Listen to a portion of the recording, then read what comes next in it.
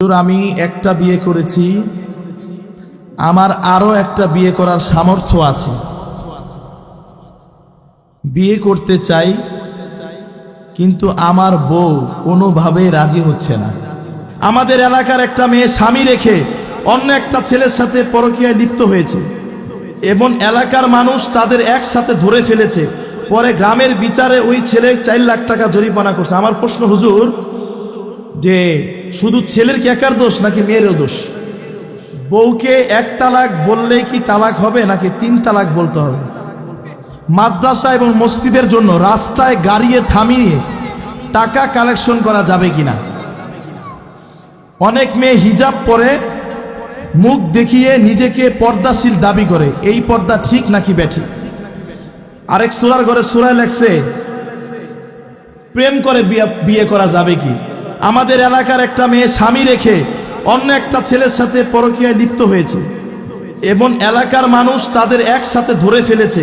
পরে গ্রামের বিচারে ওই ছেলে 4 লাখ টাকা জরিমানা করছে। আমার প্রশ্ন, হুজুর, যে শুধু ছেলের কি একার দোষ নাকি মেয়েরও দোষ? কঠিন একটা মাসালা। বিষয়টা হচ্ছে, কেউ যদি বিবাহিত ছেলে মেয়ে হয়, যদি এরকম ধরা পড়ে পরকীয়ায়, তখন তার বিচার হবে কি জানেন? জনসমক্ষে তার রজম হবে, মৃত্যুদণ্ড।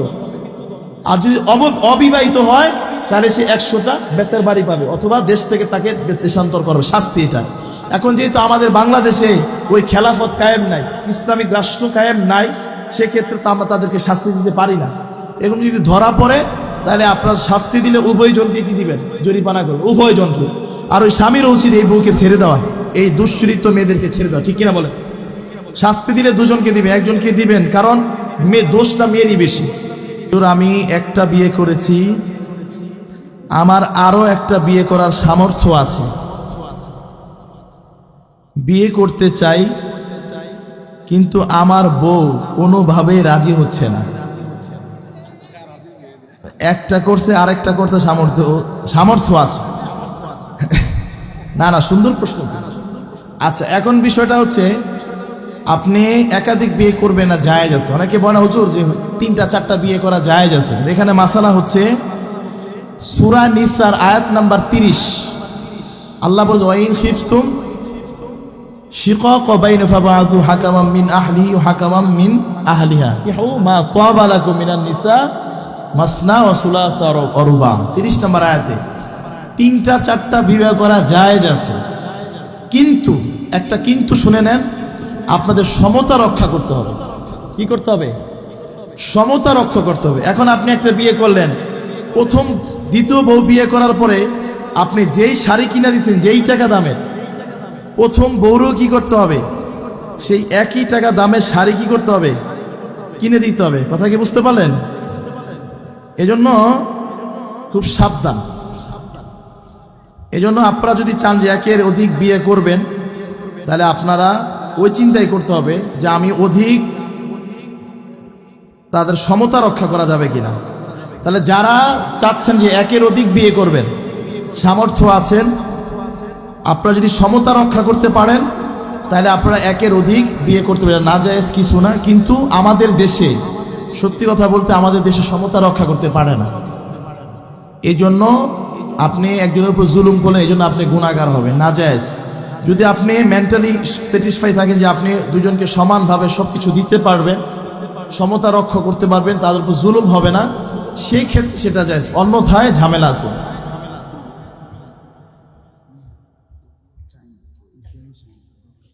আচ্ছা,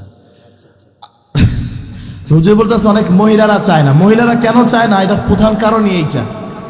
মা বোনরা চায় না, এটার প্রধান কারণ হচ্ছে তারা সমতা রক্ষা করতে পারে না, এই জন্যই চায় না। ঠিক আছে? এই জন্য মাদের দোষ না। যদি আপনি সমতা রক্ষা করতে পারতেন তাহলে ঠিক ছিল। আচ্ছা, আরেকটা লেখছে, কি লেখছে এটা? বউকে 1 তালাক বললেই কি তালাক হবে নাকি 3 তালাক বলতে হবে? আচ্ছা, আগে একটা হাদিস শুনেন। পৃথিবীর ভিতরে সবচেয়ে নিকৃষ্ট কাজ হচ্ছে তালাক দেওয়া, নিশ্চিত কাজ, যদি বিনা প্রয়োজনে দেয়, বিনা জরুরতে দেয়। আচ্ছা, এখানে মাসলাটা হচ্ছে, যদি কেউ নিয়ত করে যে আমি 3 তালাক একসাথে দিলাম, এই বলে যদি নিয়ত করে 1 তালাক দেয়, তাহলে 3 তালাক আদায় হয়ে যায়। আর যদি নিয়ত করে না, 1 তালাকই রাজিআই, যেটা যে আমি 1 তালাক দিলাম তাকে শিক্ষা দেওয়ার জন্য, যাতে সে ভবিষ্যতে আর এরকম না করে, সেক্ষেত্রে এক তালাকে পরিণত হবে। আরেকটা বিষয়, আমাদের দেশে অনেকে বলে যে হুজুর রাগের মাথায় তালাক দিলে কি তালাক হয় কিনা, বলেন এটা? আচ্ছা, কে কি বলে বউ আই লাভ ইউ 3 তালাক, এটা বলে কেউ ভালোবাসা বলে? তালাক তো মূলত রাগের মাথাতে। এই জন্য একটা কথা আছে, রেগে গেলেন তো আমাকে বিভিন্ন জেলা থেকে ফোন দেয়, হুজুর রাগের মাথায় দিছি, বুঝতে পারি নাই তালাক হইব কিনা। আচ্ছা, এই মাসালা আপনারা বলেন তো, যারা তালাক দেয় তারা কি সিচুয়েশনে দেয়?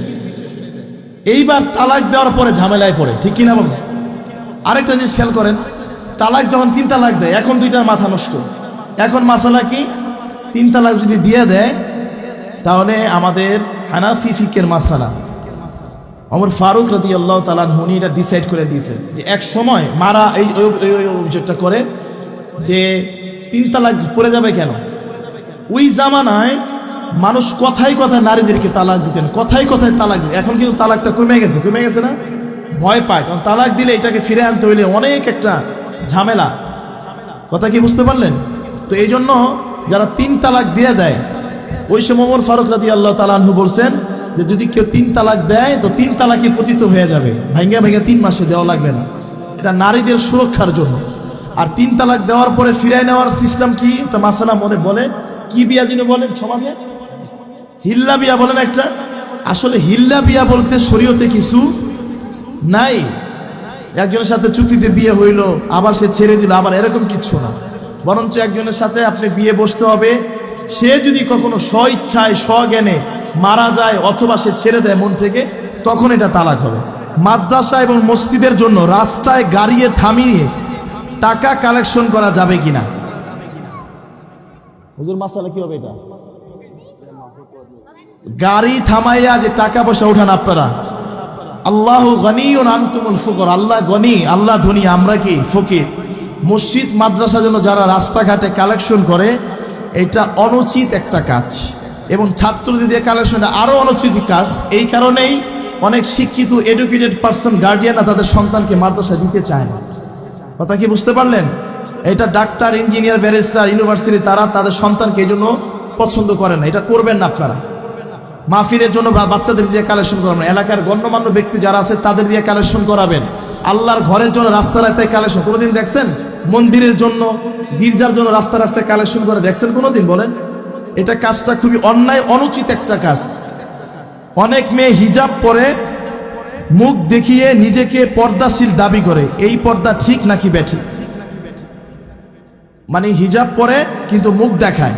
এখানে দুইটা আমার অপিনিয়ন আছে। একটা বিষয় হচ্ছে, যেই মেয়েটা মুখ ঢেকেছে, মুখটা খুলে রেখেছে, আমি তাকে বাহবা জানাই। কেন জানাই? যে এই মেয়েটা ওই মেয়েদের থেকে ভালো যেই মেয়েটা প্যান্ট শার্ট অশালীন পোশাক পরে রাস্তা বের হয়, ঠিক কিনা বলেন? আপনারা ঢাকার ধানমন্ডি বিভিন্ন আভিজাত এলাকায় যান, প্যান্ট শার্ট পরে, ওড়না পরে না। এই মেয়েদের তুলনায় এই মেয়েগুলা কি বেটার, মোর দেন বেটার, ঠিক কিনা বলেন? অতএব আপনি তাদের প্রশংসা করেন। সূরা নূর আল্লাহ বলেন, কুল্লিল মুমিনিনা ইয়াগদুদনা মিন আবসারিহিন্না ওয়া ইয়াহফাযনা ফুরুজাহুন্না ওয়া লা ইউবদিনা যিনাতাহুন্না ইল্লা লিবুউলাতিহিন্না আও আবাইহিন্না আও আবনাহিন্না। লম্বা একটা আয়াত। ওখানে আল্লাহ তাআলা মেয়েদেরকে বলছে, তোমরা তোমাদের সমস্ত অঙ্গ প্রত্যঙ্গ এইভাবে ঢেকে রাখো যাতে তোমাদেরকে কেউ কুদৃষ্টি না দেয়, এবং তোমরা কি করো, তোমাদের লজ্জা স্থানে হেফাজত করো, এবং তোমাদের দৃষ্টিকে পরপুরুষ থেকে হেফাজত করো। এই জন্য যারা বোরকা পরে মুখ ঢেকে রাখে, খোলা রাখে, আমি তাদেরকে সেলুট জানাই, তাদেরকে আমি শ্রদ্ধা করি, ভালোবাসি। কেন? কারণ তারা ওই সমস্ত নোংরা মেয়েদের চাইতে কি, কথা বলেন, ভালো কিনা বলেন? সে মুখ ঢাকে না, একটা সময় যখন তার ভালো লাগবে মনে হবে, তখন সে কি করবে, মুখ ঢাকবে। অতএব তাদেরকে নিয়ে কটু কথা বলা, নেগেটিভ কথা বলা, এগুলো আপনারা ছেড়ে দেন, তাদেরকে প্রশংসা করেন, কারণ তারা ভালো। অনেক মেয়েরা ওড়না পরে বুকে উপরে আছে না নাই বলেন? তারা তাদের চাইতে ভালো তো। অতএব আপনারা উদউ ইলা সাবিলি রাব্বিকা বিল হিকমা ওয়াল মাউইযাতিল হাসানা, তাদের প্রশংসা করেন, তাদেরকে সম্মান করেন, রেসপেক্ট করেন। তারা যখন ভালোভাবে বলবেন, সম্মান করবেন, তখন তারা নিজেরাই একসময় কি করবে, মুখ উঠাবে। আর নেগেটিভ কমেন্ট করবেন, তাদের ভিতরে জিদ সৃষ্টি হবে, ঠিক কিনা বলেন? এজন্য যারা এই যে পর্দা কেন যেই লেখছেন মাসালাটা, আমি জানি আপনি ভাবছেন যে মুখ খোলা রাখে, ওই যে বলে যে হুজুর এই সব আটকায় রাখছে, জানলা খুলে রাখছে, এইভাবে বলে, এইভাবে নেগেটিভ ভাবে কমেন্ট করেন না আপনারা, ঠিক না? আচ্ছা, এই এলাকার আরেক সূরার ঘরে সূরায় লেখছে প্রেম করে বিয়ে করা যাবে কি? এ মাসালা আপনারে কোন প্রেম করে বিয়ে করা যাবে? হ্যাঁ, আচ্ছা শোনেন, আচ্ছা একটা মাসালা শেষ করে দিই, লাস্ট একটা সভাপতি সাহেব আছে, শোনেন। আপনাদের যদি প্রথমে আপনারা প্রেম করেন, প্রথমটাই কি হইলো? গুনাহ করে হইলো না? বলেন। আপনি একটা হালাল রিলেশনে গেলেন, এই যে গায়লোদ করেন, তারপর নাচানাচি করেন, ডান্স বাজান, একটা পবিত্র স্থানটারে কি করতেছেন? গুনাহ দিয়া কি করতেছেন? কাজটা কি ঠিক কিনা বলেন? এজন্য আল্লাহ তাআলা কোরআনে কারিমে বলতেছে তোমরা কি করো, তোমাদের দৃষ্টিকে কুল্লিল মুমিনিনা ইয়াগুদ্দু মিন আবসারিহিম, তোমাদের দৃষ্টিকে কি করো? হেফাজত করো। আর বিয়ে করার আগে ওই মেরে আগে খোঁজ খবর নিয়ে দেখা যায় আছে, মানে যদি একবার কই যায় আছে তাহলে তো হইছেই। আচ্ছা, আরেকজন হইল রাহাত, বয়স 21, আমার বিয়ে করার খুব ইচ্ছা, কোনোভাবে বাসায় জানাইতেছি পারতাছি না, এখন আমি কি করবো? ওয়ানকিহুল আয়ামা মিনকুম ওয়াস-সালিহিনা মিন ইবাদিকুম ওয়া ইমাইকুম ইয়াকুনু ফুকারা ইগনিহুমুল্লাহু মিন ফাদলি। শেষ শোনেন, আপনাদের যাদের যুবক ছেলে আছে, যদি দেখেন মোটামুটি একটা মেয়ালে খাওয়াইতে পারবেন, পড়াইতে পারবেন, তাহলে এই ছেলেটাকে বিয়ে করাই দেন। সে গুনাহ থেকে বাঁচবে এবং সে জিনা থেকে বাঁচবে। যদি মনে করেন তার সামর্থ্য আছে, মোটামুটি আপনি খাওয়াইতে পারবেন, তাহলে করাই দেন, এটা ভালো। সে যদি অসচ্ছল থাকে, আল্লাহ কোরআনে কারিমে বলতেছে যে সে যদি যদি সে গরিব থাকে, আমি আল্লাহ তাআলা বরকত দিয়ে তাকে ধনী বানায় দিব। বিয়ের আগে দেখবেন যাদের ইনকাম কম ছিল, বিয়ের পর ইনকাম বাড়ছে না? বলেন, যারা বিয়ে করার পর ইনকাম বাড়ছে না? আর যাদের বাচ্চা কাচ্চা হয়েছে তাদের ইনকাম আরো বাড়ছে না? বলেন, বিয়ের আগে কামাইছেন 4,000, বিয়ের পরে কেমন 8,000, বাচ্চা হওয়ার পরে কেমন 12,000, ঠিক কিনা বলেন? এজন্য বাচ্চাদেরকে জিনা এগুলার থেকে বাঁচানোর জন্য আপনারা কি করেন? যুবক ছেলেদেরকে বিয়ে দিয়ে দেন। আরেকটা বিষয় হলো, আর যুবক ছেলেরা যদি, আমি মনে করি যদি নিজেকে কন্ট্রোল করতে পারে, তাহলে তার উচিত আগে ফিউচারটাকে ব্রাইট করা। কারণ বিয়া লাড্ডু কা কিলোটা কত আছে না, দিল্লি কা লাড্ডু जो भी खाएगा वो भी पछताया, जो भी नहीं खाएगा वो भी पछताया। যেটা বিয়া করছে কানে কানে জিজ্ঞাসা করেন যে কত সুখে আছে, যা জিজ্ঞাসেন গা জামালে আছে কিনা, ঠিক কিনা বলেন? এই জন্য আমার ভাইরা যারা অনেকগুলো প্রশ্ন করছেন, আল্লাহ পাক সবাই এই মাহফিলকে যারা আয়োজন করছেন সবাইকে কবুল করুক।